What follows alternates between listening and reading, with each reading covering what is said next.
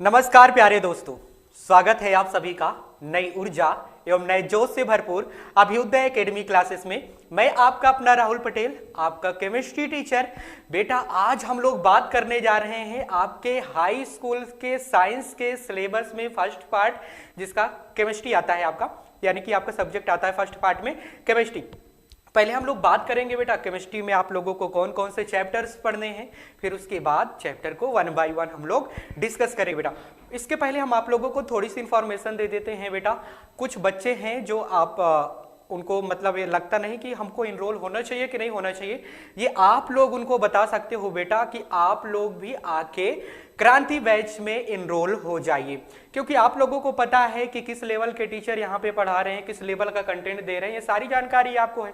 आप ही तो बता सकते हो ना अपने दोस्तों को कि आपको भाई जुड़ना है हमारे क्लास में, मतलब क्रांति बैच में किस तरह से पढ़ाया जा रहा है। ठीक है बेटा, आपको इसके बारे में आइडिया है, मैं कुछ कह नहीं सकता क्योंकि आप लोग जानते हो। ठीक है बेटा, क्वालिटी आप लोगों को नजर आ चुकी है, आगे भी नजर आती रहेगी बेटा। ये जो क्रांति बैच है ने, ये आपके यूपी बोर्ड के हिंदी मीडियम से पढ़ने वाले बच्चों के लिए 2024 के बोर्ड एग्जाम के लिए है, और ये थोड़ा सा क्रैश रूप में चल रहा है। क्रैश फॉर्म में अगर हम बात करें बेटा, तो क्रैश का मतलब ये है कि टाइम तो अभी बहुत कम है, यानी कि 2-2.5 महीने जो भी टाइम है बेटा, इस टाइम में हम लोग टाइम से पहले ही सिलेबस को फिनिश करेंगे, आपका सिलेबस कंप्लीट करा दिया जाएगा बेटा।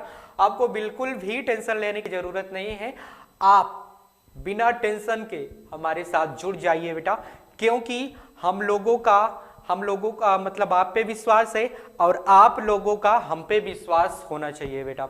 ठीक है, तो इसी विश्वास को हम लोग एक हाई लेवल तक ले जाएंगे और वो विश्वास का फल जरूर ही मीठा होगा बेटा।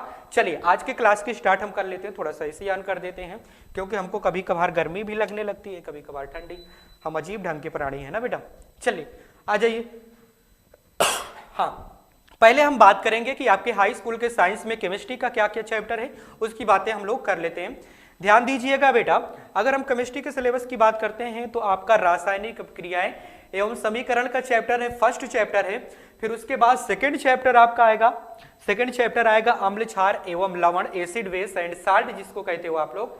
फिर उसके बाद थर्ड चैप्टर आएगा धातु अधातु एवं उपधातु, यानी कि metal, non metal and metalloids.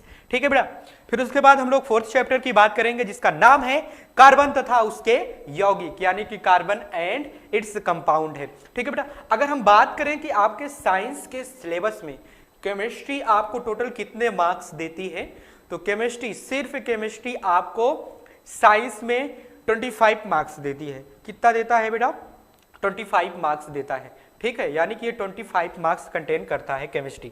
ठीक है, जिसमें अगर हम बात करें कि कौन से चैप्टर आपको ज्यादा नंबर दे सकता है तो आपके 2 चैप्टर ज्यादा नंबर देते हैं अप्रॉक्सीमेटली। अगर हम बात करें तो ये आपका 7 और ये भी 7 के करीब ही आता है लगभग हर साल। ठीक है, यानी कि फर्स्ट चैप्टर जो कि रासायनिक अभिक्रियाएं एवं समीकरण का है, chemical reactions and it's equations, जो चैप्टर है आपका फर्स्ट, वो वाला आपको 7 मार्क्स अचीव करवाएगा बेटा। अगर हम फोर्थ चैप्टर की बात करें, ये भी अप्रॉक्सीमेटली 7 मार्क्स ही आप लोगों को अचीव करवाएगा। ठीक है बेटा, और ये भी चैप्टर बहुत इंपॉर्टेंट है। क्या आप 14 मार्क्स में ही डन कर लोगे क्या? अभी तो कितने मार्क्स है बेटा? अभी आपको 11 मार्क्स चाहिए। किसमें चाहिए बेटा? ये वाले में। तो दूसरे चैप्टर जिसको आप क्या कहते हो, अम्ल क्षार एवं लवण, और तीसरे चैप्टर जिसको धातु अधातु एवं उपधातु कहते हो, इसमें आपको चाहिए होते हैं। ठीक है बेटा, इसीलिए आपको सारे चैप्टर्स पे आप लोगों को फोकस करना है बेटा। और हाँ, सारे सब्जेक्ट भी फोकस करना है। ऐसा नहीं है कि आपने साइंस ही पढ़ लिया, या फिर आपने मैथ के ही सवाल लगाते रह गए, या फिर आपने इंग्लिश ही पूरा फर्राटेदार कर लिया। ऐसा नहीं होता है बेटा। अगर आपको 100 मार्क्स आपको दे रहा है साइंस, ठीक है, तो अगर उसी आधार पे हम लोग बात करें तो आपका हिंदी भी आपको 100 मार्क्स देगा बेटा। ठीक है ना, इसीलिए हमें सारे सब्जेक्ट को इक्वल वेटेज देना चाहिए। हमें उन सब्जेक्ट पे थोड़ा सा ज्यादा फोकस कर देना चाहिए जो थोड़ा टफ होते हैं, यानी कि हमको लगता है कि सर ये हमको नहीं समझ में आ रहा, थोड़ा टाइम उसको ज्यादा दे दो। बाकी टाइम आपको सभी को देना है बेटा, सभी को पढ़ाई करना है। ऐसा नहीं कि आपको हिंदी आती है, बोल दिए कि हमको हिंदी आती है और एग्जाम के दिन क्या लिखोगे? मुझे आती है, यही लिख दोगे क्या? नहीं ना, आपको सारा कुछ पता होगा तभी तो क्वेश्चन कहीं से भी पूछ लेगा। जैसे मान लो कोई भी चैप्टर का आपसे पूछ लिया, अब कैसे पता चलेगा कि निम्नलिखित पद्यांश हमारी पाठ्य पुस्तक इसके इस वाले चैप्टर से लिया गया, इसके रचयिता ये फलाने जे, नहीं पता चलेगा ना। तो इस पर भी आपको फोकस करना है बेटा। चलिए हम लोग बात कर रहे हैं आपके साइंस के केमिस्ट्री के सिलेबस के, तो उस पर फोकस करते हैं। बाकी हम लोग हिंदी तो पढ़ाया ही जाएगा आप लोगों को, बाद में यूट्यूब पे आपको फ्री में अवेलेबल करा दिया जाएगा। चलिए आगे बात करते हैं। ये रहे आपके चैप्टर्स। और ऐसा नहीं है बेटा, मैं बात आप लोगों को बताता भी हूं और आज भी बताऊंगा। बात ये है कि हमारे सिलेबस में जो जो चैप्टर्स हैं और उन चैप्टर्स में जितने भी टॉपिक्स हैं, उन सारे टॉपिक्स को हम लोगों को पढ़ना है। भले भी हमारे सिलेबस से वो टॉपिक हट ही क्यों ना गया हो, उससे हम लोगों को कोई लेना देना नहीं है, क्योंकि हमें उस चैप्टर पे मास्टरी कर लेना है, उस चैप्टर में हम लोगों को परफेक्शन आ जाए। इसीलिए जितने भी टॉपिक्स होंगे उस चैप्टर के सारे, चाहे कटे हों चाहे ऐड हो, सारे पढ़ा दिए जाएंगे बेटा। ठीक है बेटा? ठीक है सर। चलिए आ जाइए बेटा, हम लोग बात कर लेते हैं आपके फर्स्ट चैप्टर यानी कि केमिस्ट्री के फर्स्ट चैप्टर की बात करते हैं बेटा।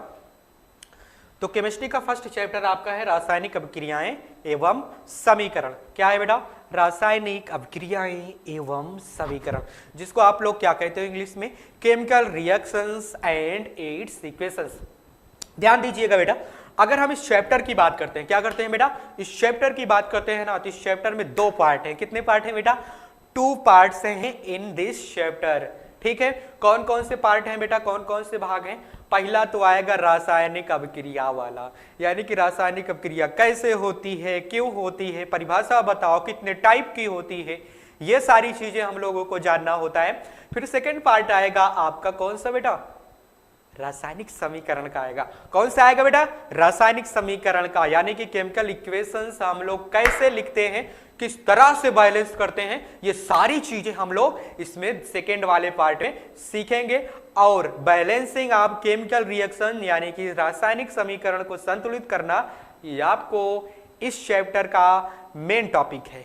ये आपका इस चैप्टर का मेन टॉपिक है, यानी कि इससे क्वेश्चंस आने की संभावनाएं ज्यादा होती हैं बेटा। अब ध्यान दीजिएगा, हम बात कर लेते हैं कि इसमें हम लोगों को पढ़ना क्या क्या है इस चैप्टर में। ध्यान देना बेटा, हम लोगों को बेसिक्स पढ़ना है। पहले तो हम लोगों को इसके क्या पढ़ना है बेटा?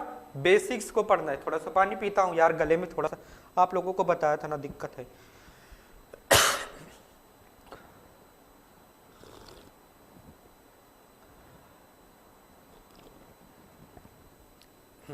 गर्म पानी अपने साथ रखता हूं, नहीं तो और भी खांसने लगूंगा। ध्यान देना बेटा, सब बेसिक्स की जानकारी लेना है। फिर उसके बाद रासायनिक अभिक्रिया। रासायनिक अभिक्रिया का परिभाषा क्या होती है, रासायनिक अभिक्रिया क्या होती है, कैसे होती है, क्यों होती है, इसके बारे में जानेंगे सेकेंड पार्ट में। ठीक है, और बेसिक में आप लोगों को थोड़ा बेसिक चीजें जो कि इस चैप्टर से हट के हैं पर इस चैप्टर में आएंगे, आपको वो दिमाग लगाना पड़ेगा। वो वाला सेंस जो बेसिक वाला सेंस है ना, उस सेंस को आपको इस चैप्टर में हर एक टॉपिक में लगाना पड़ेगा, इसीलिए उसको मैंने पढ़ाना है। ठीक है बेटा, रासायनिक अभिक्रिया समझाना है आपको, टाइप्स ऑफ केमिकल रिएक्शन पढ़ाना है, यानी कि रासायनिक अभिक्रियाओं के प्रकार को समझाना है।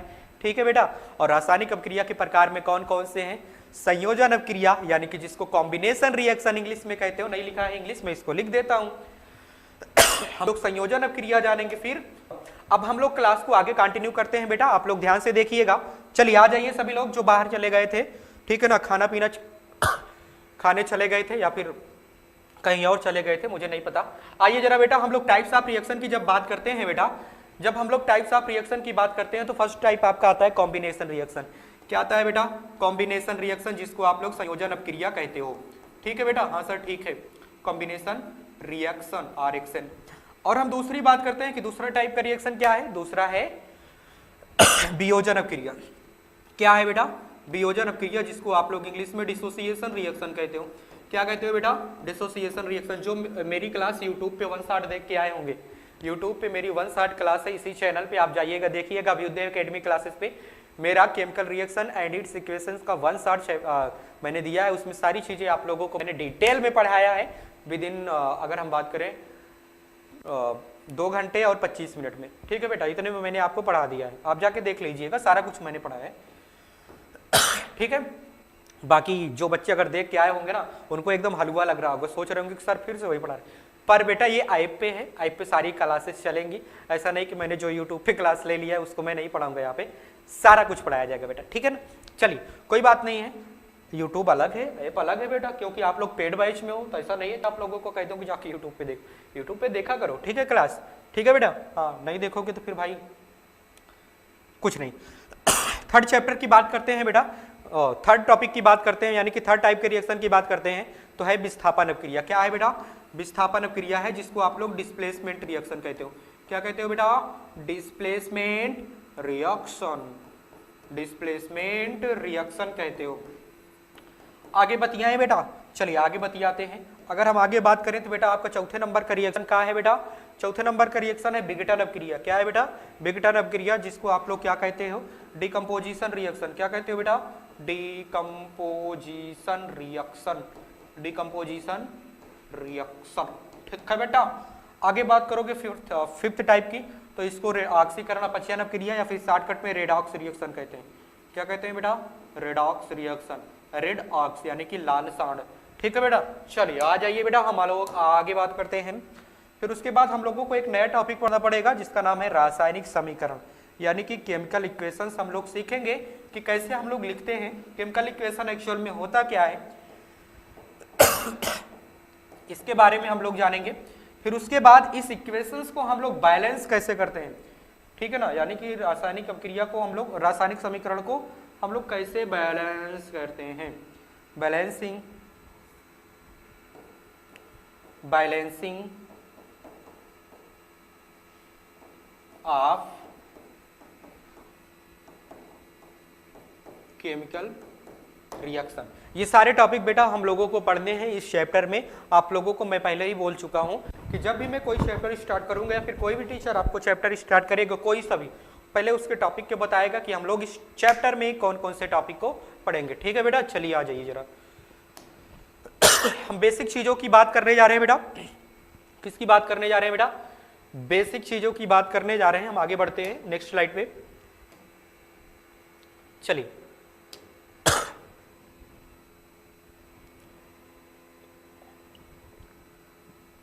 ध्यान दीजिएगा, जब हम इस चैप्टर की बात करेंगे, इसके बेसिक चीजों की बात करेंगे बेटा। किसकी बात करेंगे? इसके बेसिक चीजों की बात करेंगे। बेसिक का मतलब क्या होता है बेटा? बेसिक का मतलब क्या होता है? बेसिक का मतलब ये होता है कि आपको इस चैप्टर के अबाउट कुछ आइडिया होना चाहिए, ताकि इस चैप्टर को आप आसानी से डिस्कस कर सको, ठीक है बेटा। यानी कि हम पहले बात करेंगे बेसिक, सम बेसिक कॉन्सेप्ट की, यानी कि हम सीधे सीधे लिखे तो सम बेसिक चीजों को हम लोग पढ़ेंगे इसमें, यानी कि कुछ आधारभूत चीजों की हम लोग बात करने जा रहे हैं बेटा। ध्यान दीजिएगा, बेसिक में आप लोगों को क्या क्या आइडिया होना चाहिए उसके बारे में थोड़ा सा हम बता देते हैं, फिर उसके बाद आपको समझा देते हैं ढंग से। बेसिक में आप लोगों को आइडिया ये होना चाहिए कि आपको इलेक्ट्रॉनिक विन्यास लिखना आना चाहिए। क्या लिखना आना चाहिए? इलेक्ट्रॉनिक विन्यास, जिसको आप लोग इलेक्ट्रॉनिक कॉन्फ़िगरेशन कहते हो, इसको लिखना आना चाहिए। और आगे बात करें बेटा, और आगे अगर हम इसमें बात करें क्या आपको आना चाहिए, और आगे आपको ये बात आना चाहिए कि हम इलेक्ट्रॉनिक विन्यास करके बाय कोष का कैसे पता लगाएं, और बाय कोष में इलेक्ट्रॉन्स की संख्या हम लोग कैसे पता लगाएं, इस सारी चीजों के बारे में आपको आइडिया होना चाहिए। और क्या आइडिया होना चाहिए बेटा? कि कोई भी समीकरण को, यानी कि सीधे सीधे बात करें कि कोई यौगिक आपको दिया गया, उसका सूत्र हम लोग कैसे लिखते हैं, ये सारी चीजों के बारे में आप लोगों को पहले ही आइडिया होना चाहिए, तभी आप इस चैप्टर को डिस्कस कर पाओगे। यानी कि होता नहीं है कि जैसे हम लोगों को कोई घर बनाना होता है, तो पहले हमें पता ये होना चाहिए कि उस घर को बनाने में हम लोगों को कौन कौन से मटेरियल की रिक्वायरमेंट होगी, इन सारी चीजों के बारे में आपको पता होना चाहिए, तभी आप क्या करोगे, घर बना पाओगे ना, है कि नहीं? नहीं तो आपको पता ही नहीं, कोई आइडिया नहीं, तो कैसे घर बनाओगे? इसे नहीं ना। चलिए आ जाइए, हम बेसिक चीजों की बात करने जा रहे हैं बेटा। इसको नहीं लिखते हैं, हटाओ, इससे कोई काम नहीं इसका। बेसिक में हम पहले बात करेंगे बेटा इलेक्ट्रॉनिक विन्यास की। किसकी बात करेंगे बेटा?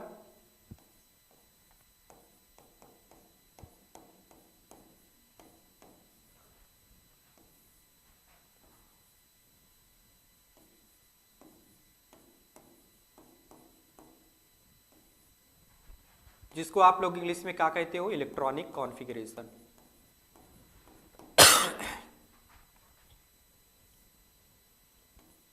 Electronic configuration. ठीक है बेटा, हाँ सर ठीक है। चलिए आ जाइए बेटा, हम पहले इलेक्ट्रॉनिक विन्यास के बारे में बात कर लेते हैं। इलेक्ट्रॉनिक विन्यास है क्या, ध्यान दीजिएगा बेटा। हम अगर इलेक्ट्रॉनिक विन्यास की बात करते हैं ना, इलेक्ट्रॉनिक विन्यास बात करते हैं यानी कि इलेक्ट्रॉनों को विभिन्न कक्षकों में डिस्ट्रीब्यूट करते हैं, यानी कि विभिन्न कक्षकों में उसका बंटवारा करते हैं, तो इसको हम लोग इलेक्ट्रॉनिक विन्यास कहते हैं। और कक्षक कितने होते हैं, 4 होते हैं। एक होता है यस, दूसरा होता है पी, तीसरा होता है डी, और चौथा क्या होता है बेटा, एफ होता है। चलिए ध्यान दीजिएगा, यस में आपको मैक्सिमम 2 इलेक्ट्रॉन भरने हैं, कम हो जाए ज्यादा नहीं। पी में मैक्सिमम आपको 6 इलेक्ट्रॉन भरने हैं, कम हो जाना चाहिए ज्यादा नहीं होना चाहिए। डी में अगर हम इलेक्ट्रॉन भरेंगे तो डी में 10 इलेक्ट्रॉन मैक्सिमम भरेंगे, डी में मैक्सिमम लिमिट 10 है, एफ में मैक्सिमम लिमिट 14 की है।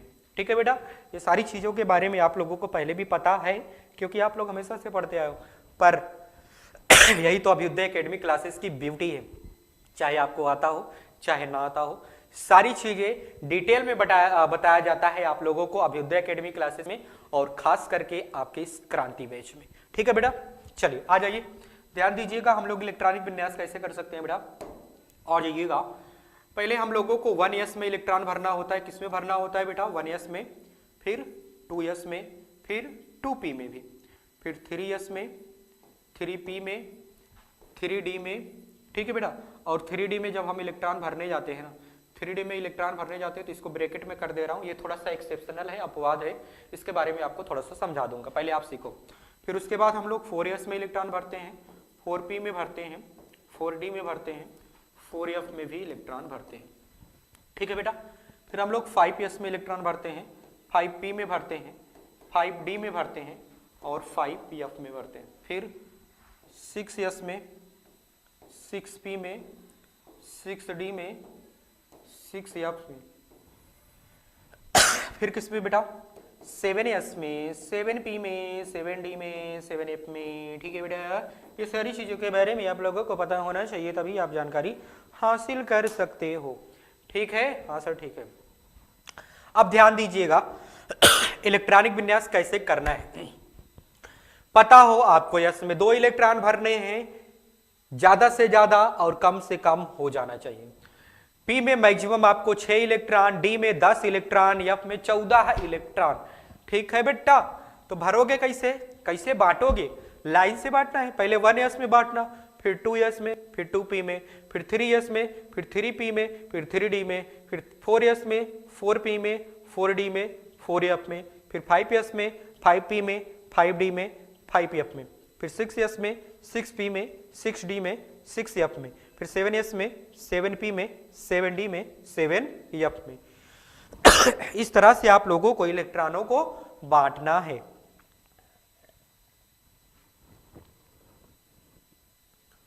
आइए आगे बात करते हैं बेटा, आगे बात कर लेते हैं, ध्यान दीजिएगा बेटा। अब कहानी जो मैंने ब्रैकेट में किया है 3D, इसकी कहानी को हम लोग समझ लेते हैं, इसके पीछे क्या रीजन है कि मैंने इसको ब्रैकेट में कर दिया, बेचारे को अलग कर दिया, अलग थलग। ध्यान दीजिएगा, जब भी आप इलेक्ट्रॉनिक विन्यास करो, जब भी आप इलेक्ट्रॉनिक विन्यास करो, जब आप ऐसे भरते चले आओगे 3D में पहुंचोगे ना, तो 3D में रुक जाना, क्या करना बेटा, थोड़ा सा रुक जाना, विश्राम करना और ध्यान लगाना भगवान श्री राम के चरणों में। क्यों लगाना बेटा, क्योंकि आपको यहां से पता चलेगा और ज्ञान की अनुभूति होगी। तो ध्यान दीजिएगा बेटा, 3D में आपको थोड़ा रुकने की क्यों जरूरत है, रुकने की जरूरत यह है कि जब हम S ब्लॉक और P ब्लॉक के इलेक्ट्रॉन को फिल करेंगे, ध्यान से सुनिएगा, आप मान लो किसी S ब्लॉक के तत्व की बात कर रहे हो या फिर P ब्लॉक के तत्व की बात कर रहे हो। ठीक है, मैं 2 ही ब्लॉक की बात कर रहा हूं, S ब्लॉक और P ब्लॉक के तत्व की आप बात कर रहे हो, उसका इलेक्ट्रॉनिक विन्यास कर रहे हो। ठीक है, उसमें से किसी भी परमाणु का, तो आप क्या करोगे बेटा, आप क्या करोगे, आपको ध्यान देना है कि अगर S ब्लॉक का और P ब्लॉक का तत्व है, अगर उसका परमाणु क्रमांक 30 के नीचे है, तब आपको इसमें नहीं भरना है 3D में, आपको 4s में आगे बढ़ जाना है। ध्यान से सुनिएगा, S ब्लॉक का या फिर P ब्लॉक का तत्व है, अगर उसका परमाणु क्रमांक 30 के नीचे है, कहां पे है बेटा, 30 के नीचे है, तो 3D पे पहुंचने के बाद रुक जाना। क्यों रुक जाना?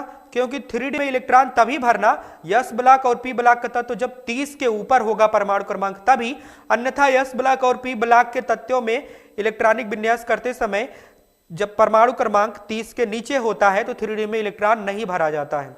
जब 30 के ऊपर रहेगा तभी 3D में इलेक्ट्रॉन भरना, नहीं तो मत भरना, आगे बढ़ जाना। समझे कि नहीं समझे? हाँ सर समझ रहे हैं। चलिए आ जाइए। अगर आप s ब्लॉक और p ब्लॉक के तत्व की बात करते हो, किसकी बात करते हो बेटा? s ब्लॉक और p ब्लॉक के तत्व की बात करते हो, तो जब परमाणु क्रमांक 30 के ऊपर होता है, जब परमाणु क्रमांक 30 के एबव हो या 30 हो, ठीक है ना, यानी कि परमाणु क्रमांक को आप लोग Z से रिप्रेजेंट करते हो, जब Z 30 के ऊपर हो तभी आपको 3D में इलेक्ट्रॉन फिल करने हैं, तभी आपको 3D में इलेक्ट्रॉन फिल करने हैं, रेदर देन नॉट, यानी कि नहीं तो नहीं। इसके नीचे होगा तब आपको इसमें नहीं भरना है। ठीक है बेटा? ठीक है सर। आइए आगे बढ़ते हैं। जब आप इसमें बात करते हो डी ब्लॉक और एफ ब्लॉक के तत्व के लिए, भाई साहब जब आप डी ब्लॉक और एफ ब्लॉक के तत्व के लिए बात करोगे तो अगर 3D में आ रहा है, भरा रहा है, तो इसमें कोई कंडीशन नहीं है, सब में भरो। क्या करो बेटा? इसके लिए तो आपको सब में भरो। क्या करो बेटा? सब में भरो, निसंकोच। ठीक है, ये चीजें मैंने आपको लिख दिया है, आप स्क्रीनशॉट लो या फिर नोट डाउन कीजिए। ठीक है बेटा?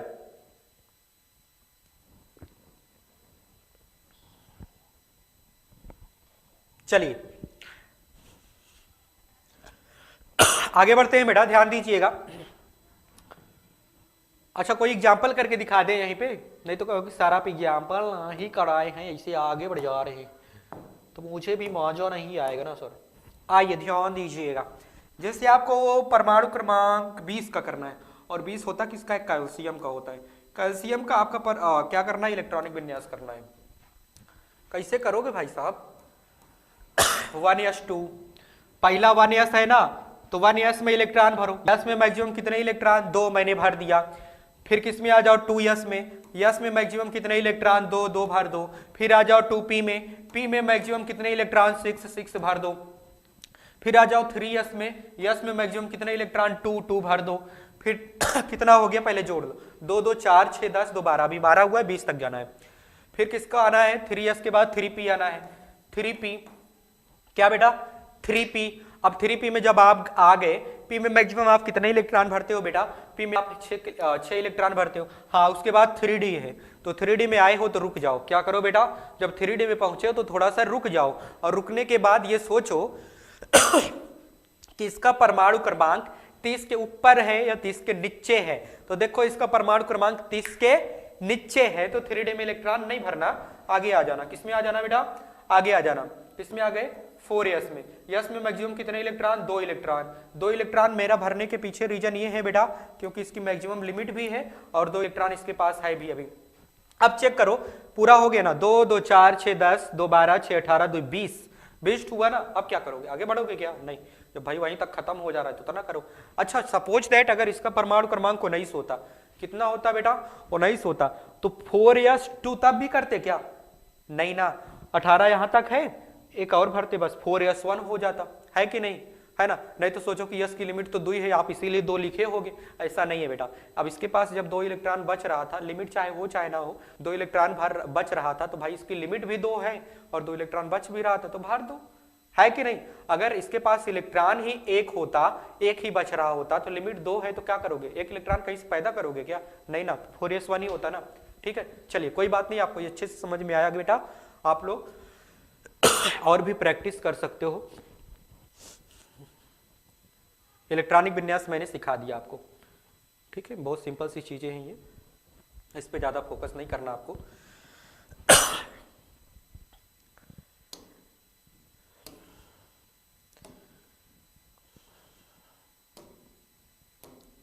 हाँ आइए बेटा।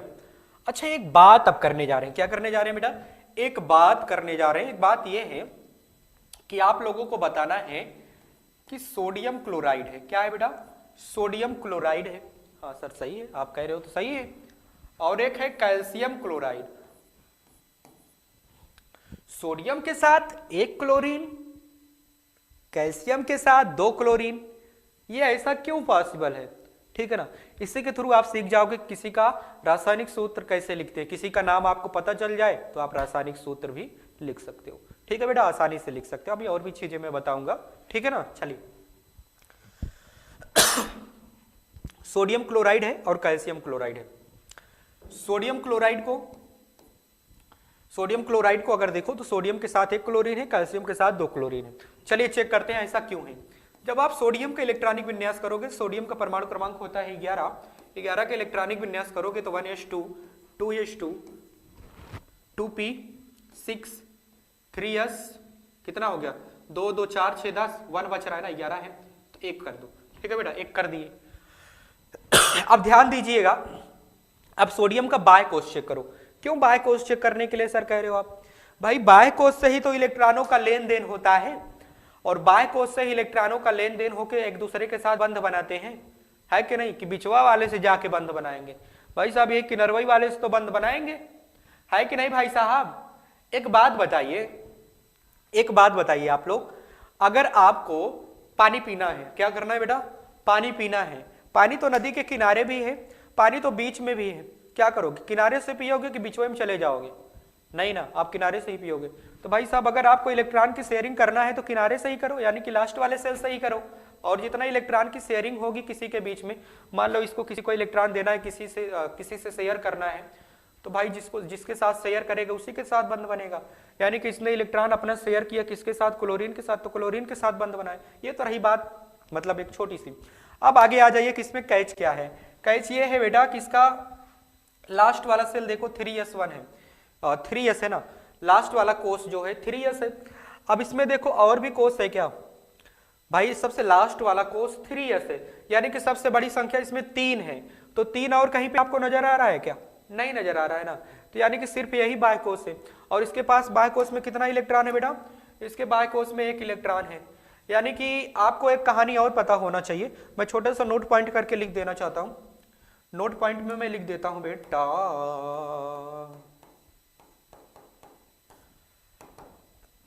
नोट ये है बेटा कि कोई भी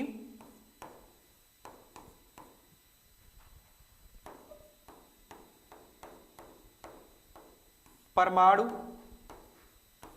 यह चाहता है कि उसके बाह्य कोष में 8 इलेक्ट्रॉन हो। कितने इलेक्ट्रॉन हो बेटा? 8 इलेक्ट्रॉन हो, जिसके लिए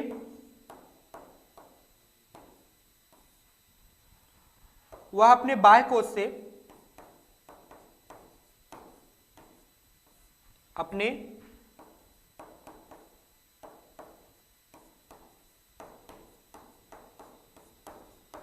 बाह्य कोष से किसी दूसरे परमाणु से इलेक्ट्रॉनों का लेन देन करता है।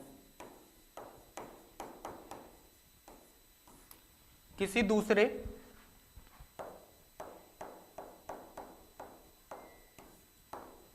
परमाणु से इलेक्ट्रॉनों का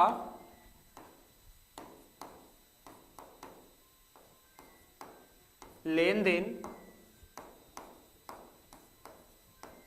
करता है। ठीक है बेटा, आप इतना लिखिए, थोड़ा सा देखते हैं, अटेंड करते हैं, फोन क्या है, इंपॉर्टेंट है।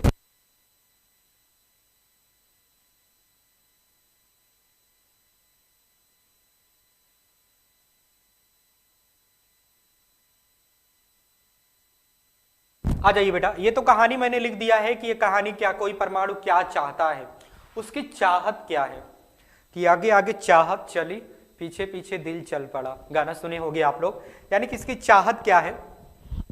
चाहत ये है कि कोई परमाणु ये चाहता है कि उसके बाह्य कोष में 8 इलेक्ट्रॉन हो, ताकि भाई उसका अष्टक पूरा हो, और अष्टक जब पूरा होगा तो किसी के साथ दोबारा शादी करेगा ही नहीं, यानी कि लेन देन करेगा ही नहीं। तो जब भाई साहब दोबारा लेन देन करेगा नहीं, वो शांति के साथ, शांति वो वाली शांति नहीं, यानी कि शांति से वो बैठा रहेगा। अरे क्या बात कर रहे हो यार, यानी कि एकदम चिल ब्रो करता हुआ बैठा रहेगा। ठीक है, हाँ सर ठीक है। अब भाई साहब वही अष्टक पूरा करने में, यानी कि अपने बाह्य कोश में 8 इलेक्ट्रॉन पूरा करने के चक्कर में वो दूसरे से इलेक्ट्रॉन ले दे लेता है। यानी कि भाई साहब दूसरे परमाणु को कभी इलेक्ट्रॉन दे देगा, कभी इलेक्ट्रॉन दूसरे से ले लेगा, ठीक है ना। अगर किसी की क्षमता है इलेक्ट्रॉन देने की तो दे देगा, अगर किसी परमाणु की क्षमता है इलेक्ट्रॉन लेने की तो ले लेगा, तब उसका अष्टक पूरा हो जाएगा। और इसी चक्कर में लेन देन से उनके बीच में शादी हो जाएगी, और शादी हो जाएगी तो एक पवित्र बंधन बन जाएगा, जिसको बंध कहते हो, रासायनिक बंध कहते हो। क्या कहते हो बेटा? रासायनिक बंध कहते हो, ठीक है ना। चलिए कोई बात नहीं, कहानी तो बड़ा खींच दिए, आगे बात करते हैं। देखिए सोडियम के बाह्य कोश में 1 इलेक्ट्रॉन है। कितना इलेक्ट्रॉन है भाई साहब? 1 इलेक्ट्रॉन है। अब इसी क्लोरीनवा का भी कर लेते हैं। आ जाइए बेटा, क्लोरीन का करोगे तो 1s2 2s2 2p6 3s2 3p5। कितना हो गया भाई साहब? 2 2 4 6 10 2 12 5 12 5 17 12 5 17 हो जाएगा, ठीक है बेटा। चलिए आइए जरा ध्यान दीजिएगा, इसके बाह्य कोश को चेक करो। सबसे बड़ी संख्या बाह्य कोश में 3 है। 3 और कहीं पे मैच कर रहा है? हाँ भाई साहब यूं भी मैच कर रहा है, तो ये दोनों बाह्य कोश है। और कहूं मैच कर रहा है का? नहीं, तो ये दोनों बाह्य कोश हो गए। और बाह्य कोश में टोटली कितना इलेक्ट्रॉन है बेटा? 7 इलेक्ट्रॉन है इसके। कितना इलेक्ट्रॉन है बेटा? 7 इलेक्ट्रॉन है। ध्यान दीजिएगा, अब ध्यान दीजिएगा बेटा, सोडियम के जब बाह्य कोश में 1 इलेक्ट्रॉन है, क्लोरीन के बाह्य कोश में 7 इलेक्ट्रॉन है। सोडियम के बाह्य कोश का जो कोश है यस है, कौन सा है बेटा? यस है, यस है, यस है। और पी इसका कौन सा है? क्लोरीन का बाह्य कोश पी है। कौन सा है बेटा? पी है। अब आ जाइए तेजी से बोलो, पी है। अब ध्यान दीजिएगा, पी की मैक्सिमम लिमिट होती है 6 इलेक्ट्रॉन रखने की। ध्यान से सुन लो फिर से, पी की मैक्सिमम लिमिट होती है 6 इलेक्ट्रॉन रखने की। यस की मैक्सिमम लिमिट होती है 2 इलेक्ट्रॉन रखने की। पी की होती है 6, यस की होती है 2, ठीक है बेटा। चलिए आ जाइए जरा ध्यान दीजिएगा, और ये कहानी भी साथ में याद रखिएगा कि जो नोट पॉइंट में मैंने कहानी लिखा है ये भी याद रखिएगा।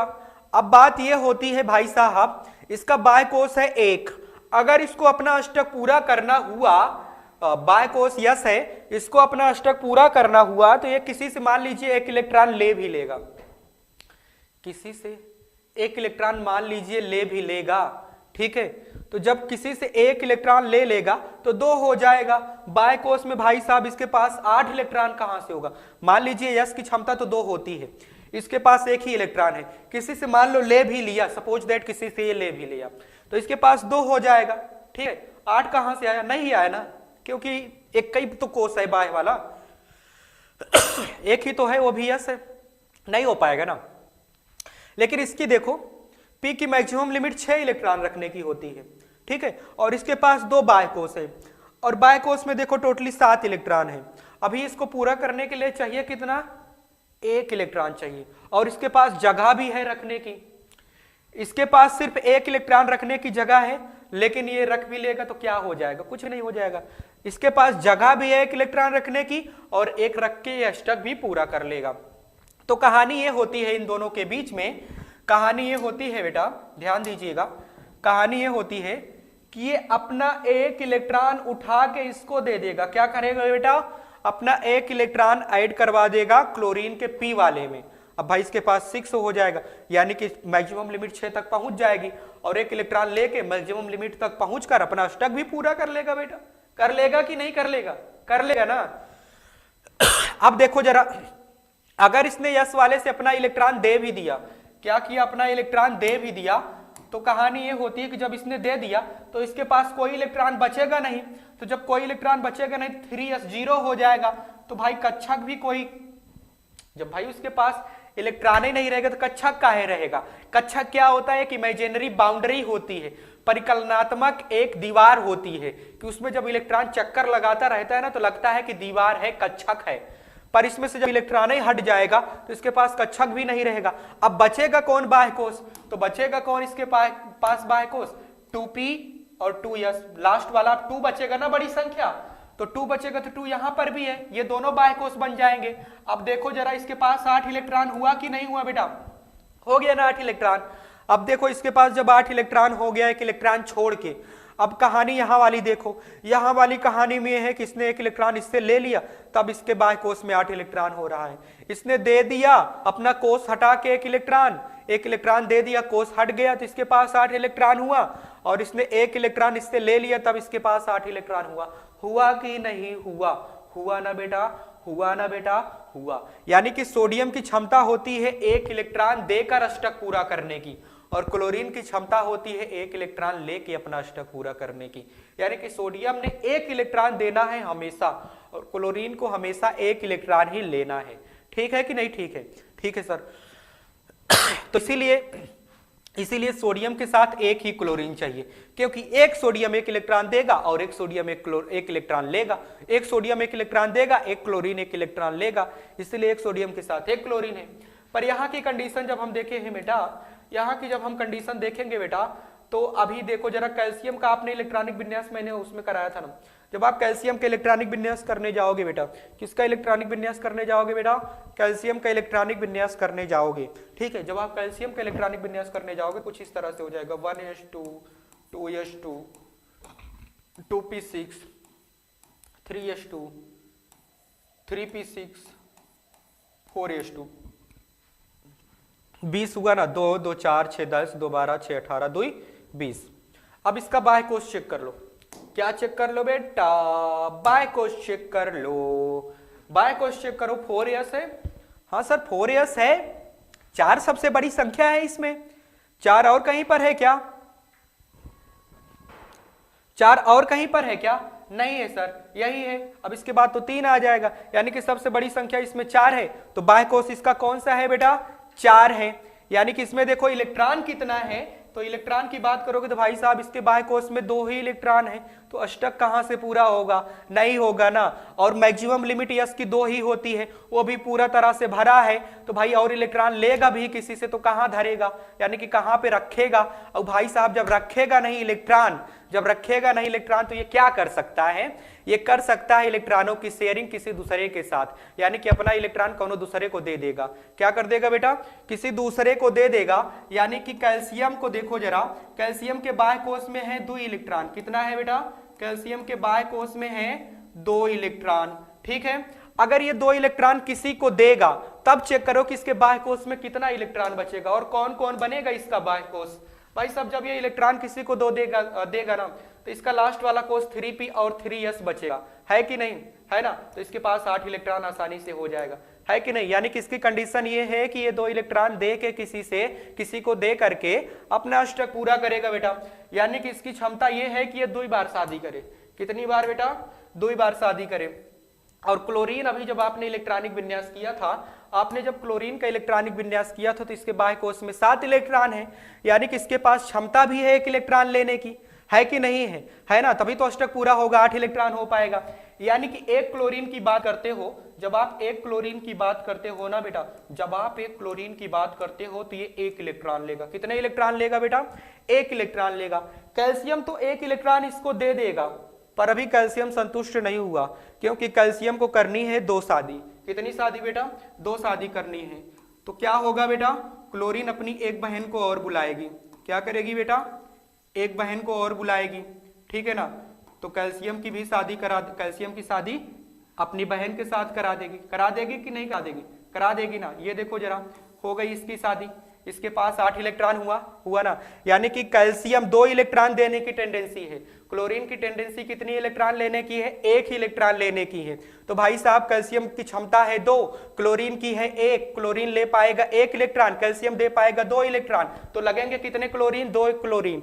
और कैल्शियम कितना लगेगा? 1। यानी कि एक कैल्शियम के साथ आपको कितने क्लोरीन लिखना है? 2 क्लोरीन। यानी कि जब भी हम किसी सूत्र को लिखते हैं, अगर आपको रासायनिक नाम पता है तो आपको बेसिक चीजों को जो अभी मैंने पढ़ाया उसके बेसिस पे आप जाकर के किसी का भी रासायनिक सूत्र लिख सकते हो बेटा। इसी तरह से मजेदार क्लास आपके आगे भी चलते रहेंगे। अभी एक क्लास और भी होने वाली है बेटा, ठीक है। अभी एक क्लास और भी होगी, शायद नहीं होगी, सर नहीं प्रेजेंट हैं आज, कल आएंगे सर। थोड़ा सा हो सकता है कि उनको इशू आ गया हो, हेल्थ इशू चल रहा है इस टाइम पे, ठीक है बेटा। इसीलिए हाँ, अभी पता चला है खुफिया सूत्रों से कि सर नहीं आ पाएंगे बेटा, ठीक है। आज की क्लास यहीं पे एंड करते हैं। बाकी नेक्स्ट डे आप लोगों की क्लास प्रॉपरली चलेगी बेटा, सारी क्लासेज आप लोगों की चलेंगी, ठीक है बेटा। और आप लोगों को ज्यादा से ज्यादा संख्या में अपने दोस्तों को जोड़ना है, क्योंकि आपको आइडिया है कि अभ्युदय एकेडमी क्लासेस में क्या चल रहा है, बवाल चल रहा है ना। यानी कि जब आपको ये धमाल मचाना है आपको 2024 के बोर्ड के एग्जाम में, तो आपको अपने दोस्तों को भी साथ लेकर चलना है। ऐसा नहीं है आपने दोस्ती किया ना तो दोस्ती तो निभानी पड़ेगी बेटा, ठीक है ना, वादा किया तो निभाना पड़ेगा। यानी कि आपको अपने दोस्तों को भी साथ में जोड़ना है, उनको भी कहना है कि आप भी क्रांति बैच में इनरोल हो जाइए, हमारी तरह आप भी अपनी तैयारी को बूस्ट कीजिए, ठीक है बेटा। आप लोगों से मिलते हैं अब नेक्स्ट लेक्चर में, तब तक के लिए आप सभी को ओके बाय।